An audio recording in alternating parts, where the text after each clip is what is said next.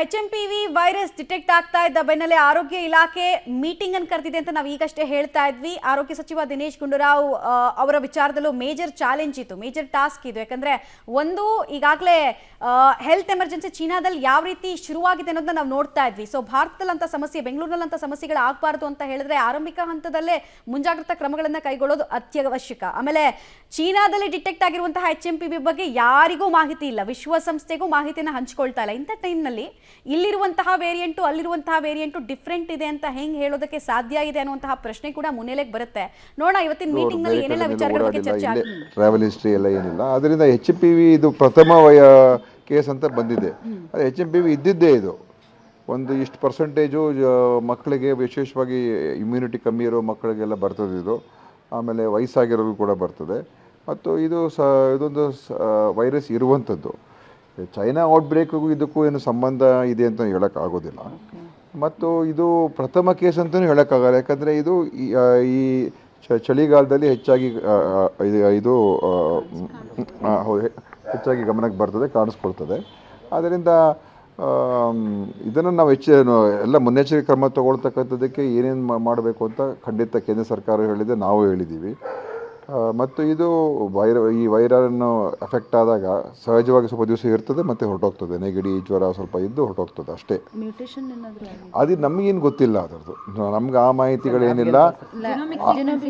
ಇಲ್ಲ, ಅದು ಇನ್ನೂ ನಾನು ಇವತ್ತೀಗ ಒಂದು 12:30 ಮೀಟಿಂಗ್ ಕರೆದಿದ್ದೀನಿ. ಮುಂದೆ ಏನೇನು ಮಾಡಬೇಕು, ಏನು ಕ್ರಮ ತಗೊಳ್ಬೇಕು ಅಂತ ನ್ಯಾಷನಲ್ ಇನ್ಸ್ಟಿಟ್ಯೂಟ್ ಆಫ್ ವೈರಾಲಜಿ ಪೂನಾಲಿದೆ, ಅಲ್ಲಿಗೂ ಕೂಡ ಅಲ್ಲಿಗೆ ಅದನ್ನು ಕಳಿಸುವಂಥದ್ದು ಕೂಡ ಮಾಡಬೇಕಾ ಬೇಡವಾ ಅಂತ ನೋಡೋಣ. ಆದರೆ ಇದಕ್ಕೂ ಚೈನಾಗೂ ಸಂಬಂಧ ಇದೆ ಅಂತ ಹೇಳೋಕ್ಕಾಗಲ್ಲ. HMPV ವೈರಸ್ ಇದು ಪ್ರಥಮ ಕೇಸ್ ಅಂತಲೂ ಹೇಳೋಕ್ಕಾಗೋದಿಲ್ಲ, ಯಾಕಂದರೆ ಇದು ಇರುವಂಥದ್ದೇ ಭಾಳ ವರ್ಷಗಳಿಂದ ಇದು ಎಲ್ಲ ಇದೆ. ಇಷ್ಟು ಪರ್ಸೆಂಟೇಜ್ ಮಕ್ಕಳಿಗೆ ಇದೆಲ್ಲ ಬಂದೇ ಬರ್ತದೆ. ಅದರಿಂದ ನಾವು ಇದನ್ನು ಗಾಬರಿ ಪಡುವಂಥ ಅವಶ್ಯಕತೆ ಇಲ್ಲ. ಮತ್ತು ಅನಾವಶ್ಯಕವಾಗಿ ನಾವು ಸುಮ್ಮನೆ ಇದರಿಂದ ಜನರಲ್ಲಿ ಭಯಭೀತಿ ಸೃಷ್ಟಿ ಮಾಡುವಂಥದ್ದು ಕೂಡ ಅಗತ್ಯ ಇಲ್ಲ ಅಂತ ನಂಗೆ ಅನಿಸುತ್ತೆ. ಈಗ 12:30 ಒಂದು ಮೀಟಿಂಗ್ ಕರೆದಿದ್ದೀನಿ. ಬೇರೆ ಏನು ಕೇಂದ್ರ ಸರ್ಕಾರ ಏನು ಹೇಳಿದೆ, ICMR ಏನು ಹೇಳಿದೆ, ಅವರ ಅಭಿಪ್ರಾಯಗಳು ಕೂಡ ತಗೊಂಡು ಮುಂದೆ ಇನ್ನೇನು ಮಾಡಬೇಕು ನೋಡೋಣ. ಸರ್, ಖಾಸಗಿ ಆಸ್ಪತ್ರೆ ವೈದ್ಯರ ಜೊತೆ ಏನಾದರೂ ಮಾತಾಡಿದ್ರಾ? ಇದು ನೋಡಿ, ಇದೇನು ಸೀರಿಯಸ್ ಏನಲ್ಲ. ಈಗ ಆ ಮಗು ಈಗ ಸ್ಟೇಬಲ್ ಆಗಿದೆ, ಮಗುಗೇನು ಸಮಸ್ಯೆ ಏನಿಲ್ಲ, ಮಗುನೂ ಕೂಡ ಚೆನ್ನಾಗಿದೆ. ಆದ್ದರಿಂದ ಇದು ನಮಗೆಲ್ಲರಿಗೂ ಕೂಡ HMPV ಚೈನಾದಲ್ಲಿ ಬಂದಿದೆ, ಅಲ್ಲಿ ಔಟ್ಬ್ರೇಕ್ ಆಗಿದೆ ಅಂತ ಅದು ವಿಷಯ ಇರುವಂಥದ್ದು. ಅದಕ್ಕೂ ಸಂಬಂಧ ಇದೆ ಅಂತ ನಮಗೇನು ಕಾಣಿಸ್ತಾ ಇಲ್ಲ. ಆದ್ದರಿಂದ ಮುಂದೆ ನೋಡೋಣ.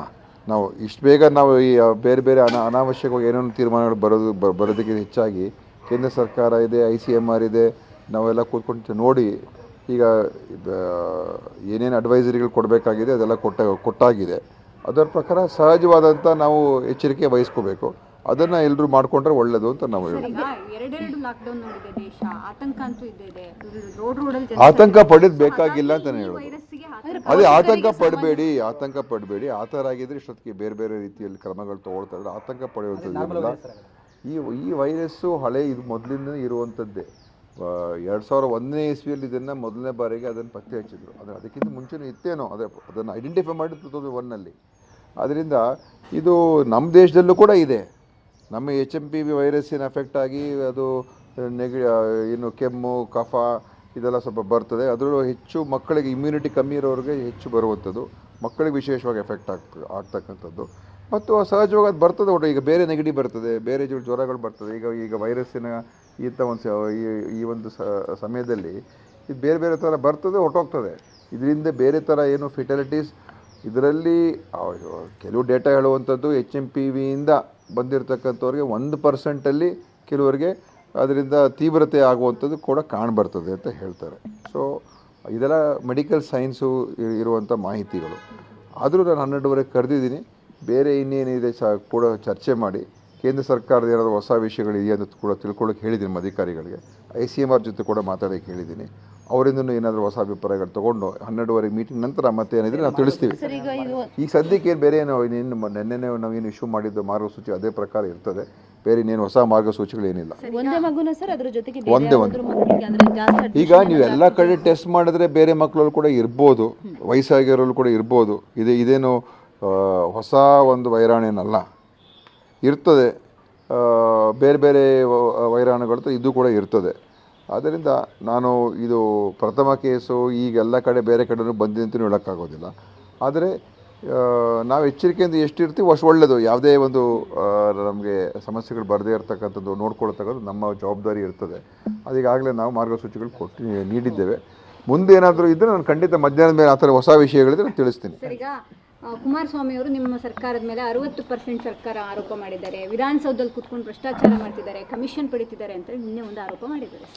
ಆರೋಪದ ಜೊತೆಯಲ್ಲಿ ಅವರು ಓಕೆ, ಗಮನಿಸ್ತಾ ಇದ್ವಿ. ದಿನೇಶ್ ಗುಂಡೂರಾವ್ ಅವರು ಹೇಳ್ತಾ ಇದ್ರು, ಒಂದು ಇದು ಫಸ್ಟ್ ಕೇಸ್ ಅಂತಾನೆ ಹೇಳಕ್ಕಾಗಲ್ಲ, ಯಾಕಂದ್ರೆ ಈ ವೈರಾಣು ಈಗಾಗಲೇ ಎನ್ವಿರಾನ್ಮೆಂಟ್ ನಲ್ಲಿ ಎಕ್ಸಿಸ್ಟ್ ಇರೋದ್ರಿಂದ ಬೇರೆ ಕಡೆಗಳಲ್ಲಿ ಟೆಸ್ಟ್ ಮಾಡಿದಾಗ ಕೂಡ ಬೇರೆಯವರಲ್ಲಿ ಕೂಡ ಬರಬಹುದು. ಆತಂಕ ಬೇಡ, ಅನಾವಶ್ಯಕ ಆತಂಕ ಪಡೋದು ಬೇಡ. ಹೊಸ ಮಾರ್ಗಸೂಚಿ ತರುವಂತಹ ಸಂದರ್ಭ ಸದ್ಯಕ್ಕಂತೂ ಇಲ್ಲ. ಬಟ್ ಮಧ್ಯಾಹ್ನದ ಮೀಟಿಂಗ್ನ ನಂತರ ಹೊಸ ವಿಚಾರಗಳು ಈ ವೈರಸ್ಗೆ ಸಂಬಂಧಪಟ್ಟಂತೆ ಗೊತ್ತಾದ್ರೆ ತಿಳಿಸ್ತೀನಿ. ಆದರೆ ಆರೋಗ್ಯ ಇಲಾಖೆ ಸರ್ವಸನ್ನದ್ಧವಾಗಿ ಇದೆ ಅನ್ನೋ ಮೆಸೇಜನ್ನು ಕೂಡ ದಿನೇಶ್ ಗುಂಡೂರಾವ್ ಅವರು ಈ ಮೂಲಕ ಕೊಟ್ಟರು. ಮತ್ತು ಮಗುವಿನ ಕಂಡೀಷನ್ ಕಂಪ್ಲೀಟ್ಲಿ ಸ್ಟೇಬಲ್ ಇದೆ, ಭಯ ಬೇಡ ಅನ್ನೋದನ್ನು ಹೇಳಿದರು.